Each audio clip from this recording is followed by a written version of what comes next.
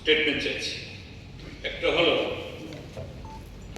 সোনামুড়া মহকুমার অধীন বক্সনগর গ্রাম পঞ্চায়েতে, সেখানে বক্সনগর বাজারের পাশে একদিক থেকে পিডব্লিউডি জায়গার উপরে আর একটা ছড়া গেছে, যে ছড়া বৃষ্টি হলে বন্যা হলে সমস্ত জল সেদিকে গড়ায়। তার উপর কিছু লোক বেআইনিভাবে কিছু কনস্ট্রাকশন করছে এবং বহু কোটি টাকা খরচ করে ইতিমধ্যে স্ট্রাকচার নির্মাণ করছে। এটা যখন জনগণের তরফ থেকে প্রশাসনের কাছে অভিযোগ জানানো হয়, সেখানে জনৈক বিশ্বজিৎ দাস এবং ডেপুটি কালেক্টর তিনি তার তদন্ত করেন, জমা দেন গত 11/2/26 তারিখে, এবং সেখানে তিনি পরিষ্কার লেখেন যে as per the point notes 1, 2, 3, মানে যে সমস্ত অভিযোগগুলো হয়েছে, that the above said 4 local person constructing the said market stalls on government first land without taking any permission allotment from the competent authority, which hinders illegal occupation of government first land as per Tripura Land Revenue and Land Fox Act 1960. কিন্তু তারপরও এই construction বন্ধ হয়নি, এটা অবিরত চলছে। সামনে বর্ষা, এতে এই বর্ষার জল যাওয়ার সেখানে অসুবিধা হবে।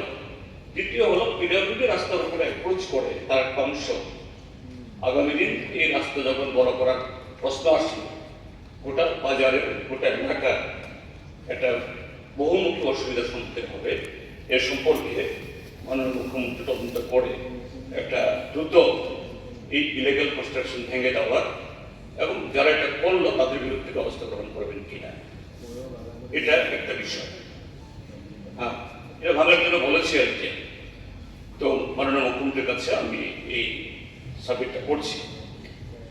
দ্বিতীয় বিষয়, এটা মাননীয় মুখ্যমন্ত্রী না মুখ্যমন্ত্রী জবাব দেন জানি না, যে গত 24 তারিখে রাজ্য শিক্ষা দপ্তর অধীন 8 জন ডিআরডব্লিউ তারা মামলা করে সুপ্রিম কোর্টে রায় দিয়েছে যে তাদেরকে নিয়মিত করার মর্যাদা দিতে হবে উইদিন 3 মান্থ, বকেয়া বেতন সহ 30% যে আরো তার বকেয়া বেতন সত্তা কি।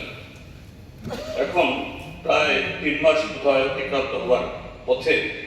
এই ক্ষেত্রে সরকারের ভূমিকা কি, কখন শুধু এই 8 জন না, এই 8 জন এফেক্ট হলে পরে তার সাথে হাজার হাজার প্রায় 40,000-এর মতো এরকম অনিয়মিত কর্মচারী, তাদের ক্ষেত্রে কেউ সুপ্রিম কোর্টের আয় বার্তা হবে।